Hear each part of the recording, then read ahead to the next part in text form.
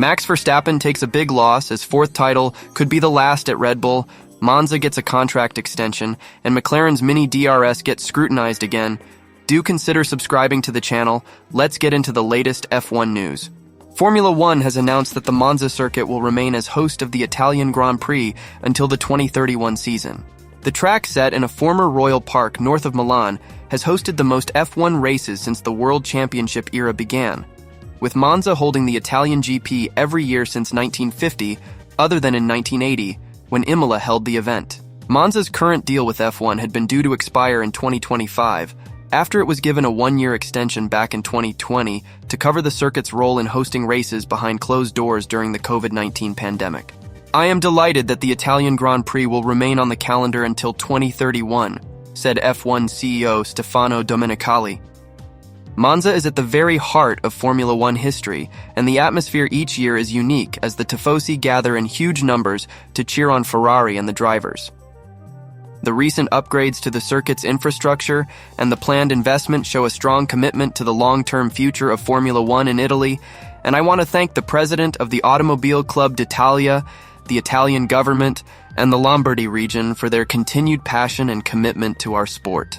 I also want to pay tribute to our incredible fans across the country who support Formula One so passionately. Michael Schumacher and Lewis Hamilton are the joint most successful F1 drivers at Monza, with 5 Italian GP wins each. The latter will attempt to emulate the former in winning an F1 world title with legendary Italian home team Ferrari next year, with Autosport sources suggesting that, as a result, Monza has been experiencing a surge in ticket demands for the 2025 race compared to its most recent edition. The circuit has also been investing in its facilities in recent years, with a new track surface laid down ahead of the 2024 Italian GP won by Ferrari's Charles Leclerc, while upgrades to the main pit building are expected ahead of next year's race. Monza also built new access tunnels and changed entrances ahead of this year's event, with access for fans and event participants often a big problem for the race organizers, given the facility's age. The race's setting was altered drastically ahead of the 2023 event due to a series of severe thunderstorms resulting in some 10,000 trees, including many that overlooked the Lesmo section of the track and shaped much of Monza's imposing character, being lost. Italy currently holds 2 F1 races each year, with Imola rejoining Monza on the schedule since 2020, with the Emilia-Romagna race's current contract set to expire in 2025. It had been thought likely that the cancellation of the 2023 edition of the Imola race due to flooding in the region that year would mean it got an extra race in 2026, but this is yet to be confirmed. It's a great honor for us, the Automobile Club of Italy, ACI, to have succeeded in guaranteeing the hosting of 6 more Italian Grand Prix F1 seasons at the Autodromo Nazionale Monza after 2025, said ACI President Angelo Sticci Damiani. We must thank the valuable and decisive contribution of the current president and CEO of Formula One Group, Stefano Domenicali, who made this contract extension possible. Much as we should certainly thank the Italian government, the Lombardy region, and all the local institutions that have allowed the Italian Grand Prix to attract, during the last editions, an ever-increasing number of enthusiastic fans. In particular, I want to emphasize the key contribution of the Italian government and the Lombardy region, which have invested resources in this centenarian circuit and funded the works carried out this year. As we all know, Monza is the oldest racetrack in the world to host a race of the World Championship, and it is also the longest-running event on the World Championship calendar. We are all aware that history is no longer enough. Following the resurfacing of the track and underpasses to improve the safety on track and for the fans, we are now faced with a new challenge in 2025, improving the quality and quantity of hospitality offerings. With this goal in mind, we are already working to keep ahead of the standards required by modern Formula One. Ferrari has recently expressed its concerns regarding the timing of the FIA's intervention with a technical directive related to skid blocks, indicating that this situation has negatively impacted its budget for Formula One. Just before the Las Vegas Grand Prix, the FIA sent out a communication to all the teams aimed at tightening regulations on the use of satellite skid blocks. These blocks were being used by some teams to provide additional protection to the underfloor plank of the cars. The FIA's directive required many teams to make quick and significant adjustments to their vehicles to ensure they were fully in line with the FIA's most recent rules regarding what is permissible. While these changes were necessary, it seems they did not dramatically alter the competitive landscape of the race. However, there were certainly repercussions for numerous teams, particularly because they had to expedite modifications to their cars, which added to their stress and costs. Ferrari, a team that was alleged to have been effectively utilizing the satellite skid blocks, clearly voiced its displeasure over how the situation unfolded. Team principal Fred Vasseur commented during the Las Vegas event, suggesting that the circumstances were rather unusual. He stated that while they had to implement the changes, the FIA had previously confirmed that the plank was deemed legal, which made the last-minute directive feel unexpected. Vasseur emphasized that maintaining a focus on the championship standings is more crucial than engaging in disputes over such decisions. He acknowledged that while adjustments were necessary, he found the approach taken by the FIA to be quite peculiar. When pressed further about what he meant by calling the timing strange, Vasseur pointed out that the late notice forced the team into a situation that resulted in unnecessary financial strain. He noted that they received the technical directive only a week before qualifying, making the timing quite challenging to manage. Despite the urgency of making these adjustments, Vasseur stated that he did not want to use this as an excuse for their performance in Las Vegas, noting that the issues they faced during the race were more related to tire management than to the directive about the skid blocks. When asked if he believed this situation had impacted Ferrari's performance in terms of budget, Vasseur responded affirmatively, indicating that the modifications were quite costly because they had to redo all of the skid components.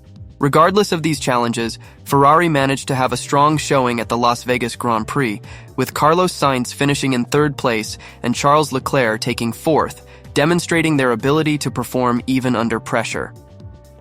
McLaren's choice regarding the rear wing for the Las Vegas Grand Prix was always going to attract a lot of attention and interest. This was particularly the case because it marked the first race where the team could no longer rely on its innovative but now banned mini DRS solution. For quite some time, this design had provided the team with a significant advantage, and it was fascinating to see how they would adapt without it. Based in Woking, McLaren had made a strategic move after the summer break by introducing a new flexible rear wing design. This new design cleverly complied with all regulations while managing to open a slot gap under load, effectively helping to reduce drag. The flexible wing concept became known as Mini DRS and had played a crucial role in helping driver Oscar Piastri secure a victory at the Azerbaijan Grand Prix. However, as the team gained success, rival teams began to voice their concerns. Ultimately, these complaints led the FIA, the governing body of motorsport, to investigate the wing's design more thoroughly. After discussions between McLaren and the FIA, the team agreed to implement certain modifications to their rear wing design. These changes aimed to address the concerns raised by competitors as well as to ensure compliance with the regulations set forth by the FIA. If McLaren had decided to stick with their previous design, it almost certainly would have performed exceptionally well on the long straights of the Las Vegas circuit, as that layout is ideally suited for maximizing the potential of their wing. However, since that option was no longer available, McLaren opted for a more straightforward approach by choosing the lowest downforce wing they had available. This specific wing design had been utilized previously. For example, it was on Lando Norris's car during the first practice session of the Italian Grand Prix, before the team transitioned back to the then more effective Mini DRS solution. When we look at this latest rear wing design, it becomes clear that it incorporates features that occupy very little space within the regulated dimensions. This compact design results in a main plane that is largely flat, deviating from the more common spoon-shaped appearance typically seen in wings of this generation. The specifications for this flatter main plane also indicate that the leading edge is positioned further back than usual. This design choice necessitates that the centrally mounted swan neck style pillar be tilted more than it is with other designs, allowing for better aerodynamics. Moreover, the wing's semi-detached tip section has undergone a redesign. Instead of a standard squared-off shape, it has been streamlined to create a triangular tip, with careful adjustments made to the cutout of the end plate to complement this new shape. In addition to these changes, McLaren has also opted for teardrop-shaped flap pivots for this wing version, moving away from the barrel-style pivots that have been part of their other designs. Along with the new rear wing, McLaren came to Las Vegas with a front wing design that had already been previewed during free practice at the Italian Grand Prix. This particular front wing also featured a modified livery and included crescent-shaped cutouts along the trailing edge of the upper flap. These cutouts served to diminish the amount of downforce generated by the wing, helping to maintain a balanced performance for the car, particularly in relation to the settings chosen for the rear wing. For this occasion, the crescent-shaped cutouts have been enlarged further to ensure they align with the adjustments made to the rear wing design. This alignment is crucial for achieving optimal balance throughout the car. Additionally, McLaren made further adjustments to the front wing in Las Vegas by changing the size of the outer section of the upper flap and eliminating the metal support bracket that was previously present in that area. Even though this modification might seem minor at first glance, it is important to recognize that in a setting like Las Vegas, such changes can significantly influence how the flap and end plate interact with the airflow. These factors will ultimately affect the overall behavior of the airflow and pressure dynamics in that region of the wing. Red Bull Formula One team principal Christian Horner has shared some interesting insights about Max Verstappen, revealing that the talented driver was actually more sensitive to the criticism regarding his aggressive racing style than he appeared to be in public. This revelation adds depth to our understanding of Verstappen's experience during the season. Verstappen secured his fourth consecutive championship title with 2 races left to race, and he achieved this remarkable feat in Las Vegas. Throughout the year, he stood out as the most impressive driver, showcasing his skills in a Red Bull car. However, this car was not always the fastest on the track for a considerable portion of the season, despite showing dominating performance at the beginning. During the season, Verstappen faced significant pressure from his closest rival, Lando Norris.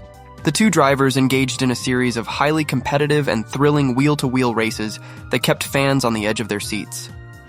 Their intense rivalry took a notable turn during the race in Austria, where they collided. This incident resulted in serious damage to Norris's McLaren and also led to Verstappen receiving a 10-second penalty. Following this, Verstappen faced criticism for his aggressive driving tactics against Norris in subsequent races held in Austin and Mexico. Despite appearing to dismiss the media and public criticism during those races, Horner highlighted that Verstappen was more affected by these opinions than it seemed on the surface. He stated that Verstappen is more sensitive than people might assume, and admitted that Verstappen is fully aware of the criticism directed at him. According to Horner, some of the criticism was unfounded and not entirely fair. Horner went on to compare Verstappen's driving style to legendary drivers in the sport. He mentioned that Verstappen is an aggressive driver who thrives on taking risks, much like famous drivers such as Ayrton Senna, Michael Schumacher, and Lewis Hamilton. Each of these iconic drivers faced their own share of scrutiny and criticism at different stages of their careers. As the season progressed, Verstappen and his Red Bull team faced a challenging second half of the campaign, where the roles shifted from being the leaders to being pursued by others in the competition. The team had to work tirelessly to overcome serious handling issues with the RB20 car, which extended through a 10-race period without a victory. This difficult stretch finally came to an end with an impressive win at the Brazilian Grand Prix, a moment that solidified his lead over Norris in the championship race. This intense battle for the title and the effort necessary to fend off Norris and the McLaren team explains Verstappen's emotional release when he crossed the finish line in Las Vegas. His reaction reflected just how much winning the championship meant to him. Horner emphasized the significance of this victory for Verstappen, noting that the driver does not comfortably embrace fame and does not seek admiration. What truly drives him is his passion for racing and the joy of driving fast cars. Behind the scenes, Verstappen was working incredibly hard alongside engineers and designers, dedicating more effort on the simulator and in collaboration than in any previous years. Horner praised Verstappen for the remarkable way he has conducted himself throughout the season, highlighting the strong relationships he has built with the engineering team and technical staff. He stated that Verstappen has consistently been the best driver in Formula One, and the accomplishments he achieved this season have undoubtedly secured his legacy among the greats of the sport. Esteban Ocon has urged his Alpine Formula One team to find answers about his lack of pace compared to teammate Pierre Gasly since the United States Grand Prix. Ocon had outqualified Gasly 14 times to 7 in the first 21 qualifying and sprint qualifying sessions of the season, but the trend changed over the Austin weekend. Since then, Ocon has only managed to outqualify his teammate once, finishing an average of over 0.3 slower over the 6 grid-deciding sessions since the USGP.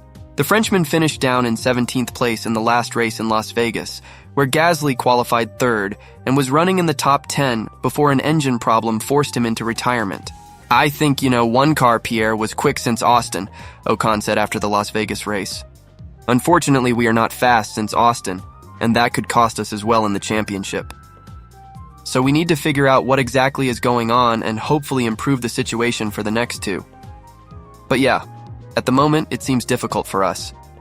I was counting a little bit more on a high degradation race, more of the tire management race like last year to be able to fight back. And that's what we were doing well, but unfortunately when you drive through for nothing and you put yourself into that penalty, then it's not good," said Ocon, after losing a lot of time when he drove into the pits, only to find his mechanics weren't ready. Ocon said in Las Vegas that he hoped Alpine was treating him fairly, and team boss Oliver Oakes insisted both cars were exactly the same. "Yeah, obviously I saw his comment. He has sort of been a little bit off Pierre compared to where he liked to be," said Oakes. "But from our side, both cars are the same. They've got the upgrade. Just something that we can keep looking into to make it more comfortable." Ocon also dismissed that he was struggling with the under-rotation of the car compared to Gasly's. "No, it's clearly not that for sure." He added, "We will see. We are working with the team to try and improve the situation. But yeah, since Austin it seems to not work at all, and we need to make sure that this is not the case anymore." Ocon will leave Alpine at the end of the season to join Oliver Behrman at Haas. Max Verstappen is to see his Red Bull bonus cut by a massive $19 million for his title-winning F1 2024 season compared to last year, it has been claimed. Verstappen secured a 4th consecutive world championship at last weekend's United States Grand Prix to cement his place alongside the greatest drivers in F1 history.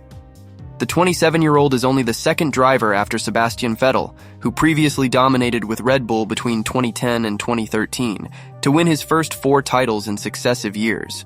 Verstappen's latest title triumph comes after he and Red Bull produced the most dominant campaign in history in F1 2023, with the RB19 car setting a new record with 21 victories out of a possible 22 races. Verstappen himself set a new record for the most wins in a single season, breaking his own tally of 15 from the 2022 season. Despite starting the season with 4 wins from the first 5 races, Verstappen and Red Bull have had a tougher fight on their hands in F1 2024 in the face of a renewed threat from the likes of McLaren, Ferrari, and Mercedes. Verstappen went 10 races without a victory, his longest barren stretch since the 2020 season, between June's Spanish GP and the Brazilian race in early November, as Lando Norris and McLaren emerged as his closest threat to a 4th crown. And Red Bull's fading form is set to cost Verstappen in bonus payments for F1 2024, with the newly crowned world champion set to receive 19 millimeters less in bonuses compared to 2023. A report by Fox Sports Mexico has claimed that Verstappen's reduced number of victories in F1 2024 will hit him in the pocket, having claimed just 8 victories so far this season, 11 fewer than 2023. Verstappen has 2 more opportunities to add to his F1 2024 tally, with this weekend's Qatar Grand Prix followed by the season finale in Abu Dhabi. Verstappen is understood to be the highest paid driver in F1, with a base salary of around $70 million. Drivers are paid bonuses by their teams for winning individual races, with Verstappen likely to receive a further bonus payment for winning the World Championship. The news of Verstappen's slashed bonus comes after it emerged earlier this month that Christian Horner, the Red Bull boss, has cemented his position as the highest paid team principal in F1. The latest published accounts for Red Bull Technology Ltd. revealed that the company's highest paid director, believed to be Mr. Horner, has been rewarded for Red Bull's record-breaking 2023 season with a pay rise of 11%. The boost has seen his salary rise from $8.04 million in 2022 to $892 million in 2023. Meanwhile, accounts for Red Bull Racing LT have revealed that Dr. Helmut Marko was paid $7 million in 2023, a significant increase from $3.5 million the previous year. Marko's occupation in the company's house documents is listed as hotelier, with the 81-year-old known to own 4 luxury hotels in his hometown of Graz, Austria. Red Bull's record-breaking success in F1 2023, resulting in the company's turnover rising 16% to $446, with shareholders, not including Horner, landing a 50-meter dividend. That's it for this video. I'll see you in the next one.